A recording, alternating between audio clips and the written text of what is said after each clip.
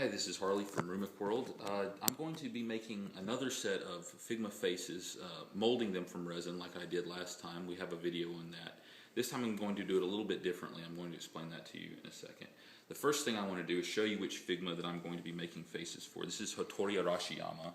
She came with a blank face, like the Yui face that I used before. This is her blank face right down here.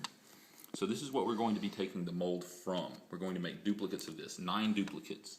So she comes with these stickers, each one a different expression, but only one blank face. So we're going to be making multiples of that. The first thing I want to do is just talk about some of the ingredients that you're going to need in order to do this. The first thing, what you're going to be casting this in, is a cup, probably one you're not fond of, that you don't need anymore. In order to make the mold, we use this. This is from smoothon.com. This is a kit of liquid rubber. It's a 1-to-1 ratio. There's 2 bottles in here. I'll show you how that works here in a second. And then you'll also need resin. This is your resin that you're going to pour in to make the face. This resin is different than the one I used last time. Last time it was a white resin. This, as you can see here, is pigmentable. So instead of painting this, hopefully, if it works right, we're going to use this flesh tone color so that we're actually casting this in flesh tone. Hopefully you won't need paint. This means that paint won't transfer, it won't rub off. It'll make it very nice, very professional looking, even though the Yui faces look great when I made them. So those are some of the ingredients. Sculpey, this is to build a base. A straw, this is to build also a base to hold the face on when you're casting it. I've done a little diagram here that'll kind of explain what we're going for. So here's your cup. Here's the clay, the Sculpey in this case, the straw, and then the face upside down. So that what we're going to do is then fill this with our liquid rubber to make the mold. Once that's taken out, once that's hardened, this is the shape you'll be casting. The face, the straw, and the clay. What you'll do is, once you've cast this, you break this part off. This is just the feeder system in order to get the liquid resin to the face to form it. That breaks away. Just like any sort of models, if you've ever made one of those, you just twist it out of the frame, then you dispose of that. So that's what we're going to be going for.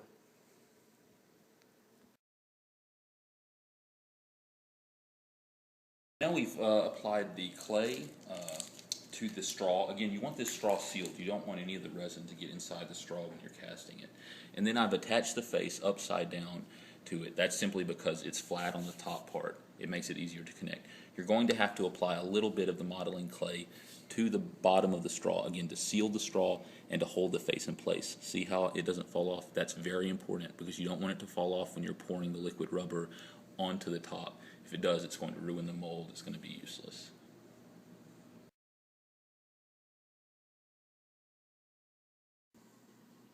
So as you can see here, I've built a base with the Sculpey down here at the bottom. Used a straw, which I've sealed both ends with the Sculpey, and then attached the face upside down so that it'll balance on there. That's because the top part, the forehead part, is a little wider. It gives it a better balance. The next step will be filling this up with the liquid silicone, which will make our mold. As you can see here, this is basically the way it's laid out. We have our Sculpey, or our clay, the straw, the face, and then the cup. Something important to note about the cup is you want to use something that's plastic, easily disposable, not your favorite cup. That's because the silicone mold that's going to be formed in here will be difficult to release, perhaps. So if you cast it in a hard cup or a piece of glass, you'll have a difficult time removing it. We're just going to cut this free once we're done. So the next step will be filling this with our silicone mold.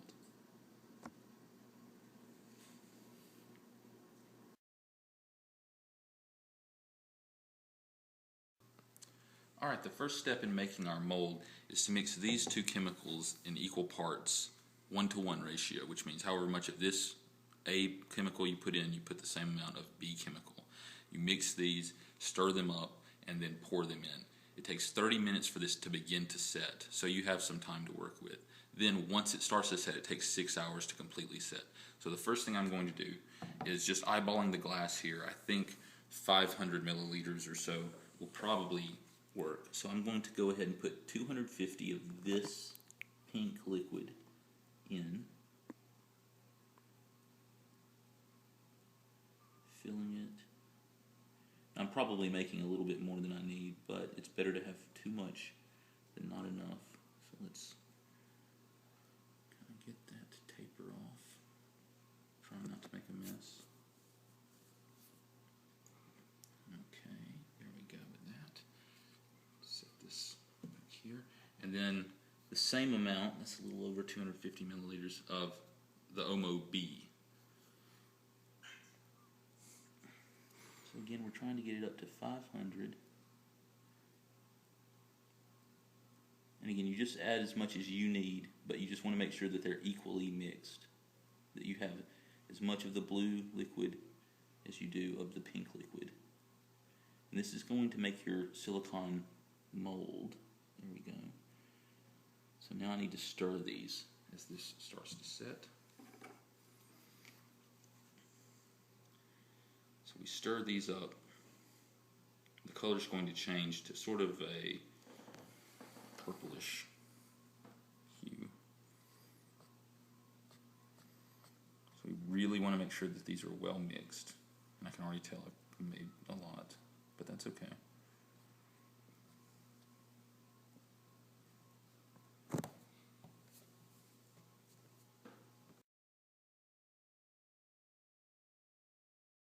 Mixed our Omo 30 A and B 1-to-1 ratio into this. Now we're going to pour this into the cup here. And one of the things that we want to make sure that we do as we pour this is not to pour it directly on top of the face. We want to let it just naturally surround it. The reason for that is we don't want any air bubbles or air pockets to form in our mold. So we just want it to naturally, slowly fill and sort of embrace the face, I suppose you could say. So just slowly pouring in little by little.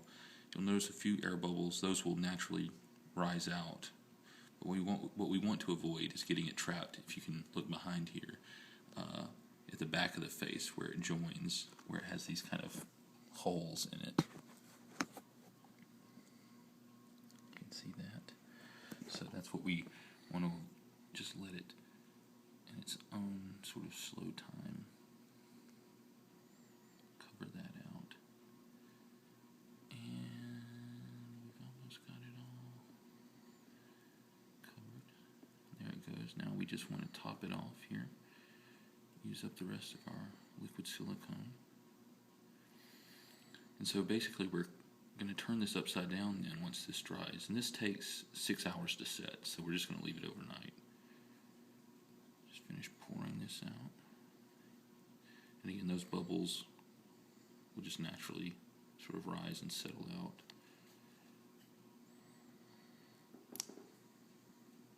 And there we go. So we'll leave this till tomorrow. And then we'll have our mold. And we can start making the castings.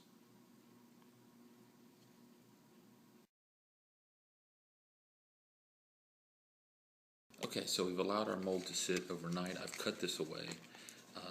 It's set for, it only needs to sit for 6 hours, but we let it sit for 24. So here's our mold. You can see right here at the top, this is the clay. So this is the clay that we put here at the bottom.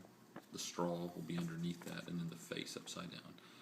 So the next step here is to cut this free.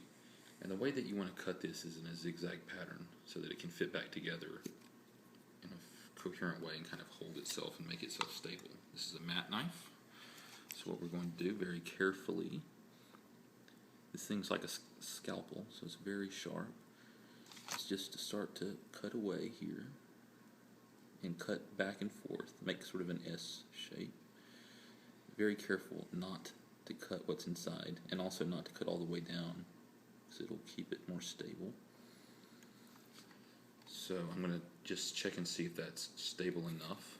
So if you'll just give me a second here.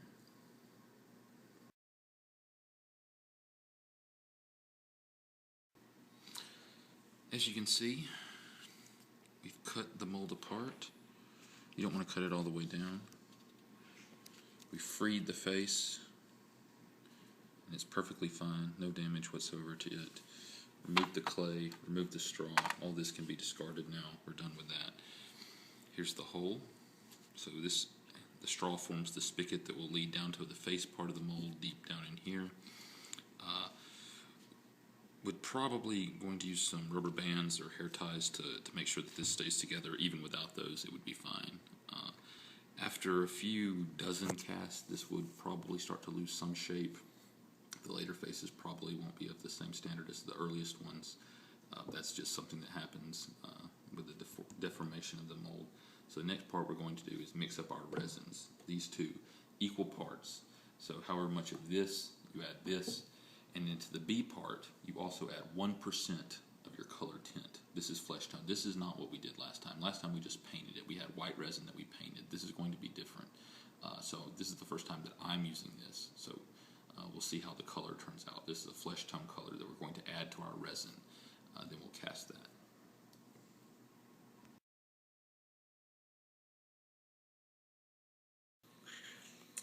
Alright, we've doled out our equal portions of smooth cast 325 container A material and container B material. Again, this is a 1-to-1 ratio, so you want to have as much in this cup as you do in this cup. Now you add your dye. This is the flesh color dye. We're going to add that to container B. In order to get a opaque color, you want to add only 1% of this amount in dye. Any more than that can cause conflict with this actually turning into resin, which would be bad. Any less than that will create a translucent effect. Some of you might want something like that for whatever you're making, but we want it completely opaque. We want it to be non-see-through, non-transparent. So we're probably only going to do maybe 2 drops of this. Let me make sure it's all shaken up here. And while I do this, and then once we do that, we're going to mix these and then pour it into our mold here. Something I should mention as I do this is that, let's be really careful of this. That looks like about 1%. We'll just do a little bit more. So again, I haven't done this before. This part's new to me. So let me mix this up. Just use a pencil here to kind of stir this around. Get a nice flesh tone. Looks about right, at least at this stage.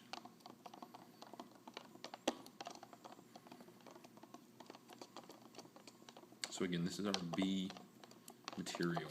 You want to mix the color with B, with the B material. Then you add it to A. As soon as you add it to A, the reaction is going to start. And so you want to add it. We're going to add it to this 3rd cup here. And then it's going to start very quickly. So once we mix it a little bit, we're going to put it in the mold. It takes about 6 to 10 minutes to cure. So again, we don't have a lot of time to work with once we start this. So here's mixture B with our dye added to the cup. We want to make sure we don't get these mixed up because we're going to keep reusing these cups for the subsequent faces. Get all that in there. Okay, there's our mixture of B. Now here comes A. Now as soon as we do this, we're going to start getting a process. There goes A. And now this chemical reaction is going to start. This stuff gets very hot as this chemical reaction happens. I can already start to feel a little heat on the bottom. So we are just going to mix these things together like so. You can see a little bit of reaction happening there. Flesh tone looks good, at least so far. So these are nice and mixed. Now, here we go. So we're going to pour this into the mold. And in 6 to 10 minutes, we're going to have our first face. In it goes. Looks like I made too much. Let that drain here for a second as it flows down into the mold. Looks like I made enough for probably 3. So for something this small, you really don't need a lot. And I can feel how warm this cup's already getting to be. It's like hot chocolate almost at the bottom. Okay, so in 6 to 10 minutes, we'll open this up.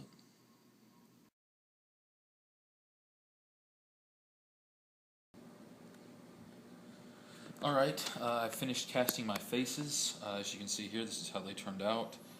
Now the next step is to snip these off. I'm just using kitchen scissors here to cut those away, and then to clean up any sort of excess resin from the top once you've cut it. So as you can see here, this is just a bit of the stem. Just can cut that away with a mat knife. Then after that, using sandpaper to just polish them a little bit. I haven't had to use too much of that really. The thing is that if there's any sort of excess plastic here at the top, that's going to be hidden by her hairpiece, so you don't have to worry about that. If any of the ears came out and they weren't quite right, again, that's also hidden, so you don't have to worry about that. Really, the only thing you're concerned with being nice and smooth is the face, and those, for the most part, came out really well on each of them. So after this, the next step will be to clear coat them and then to apply the stickers, and I'll cover that in a minute. One thing I do want to mention though is that when I was casting the resin, you may have noticed I didn't wear any gloves. They recommend you not do that. I would also recommend you not do that. My joints in my hand were a bit numb for a few days after I did the resin casting, so you should want to take some precautions. Okay, next step I'll show you in just a short minute.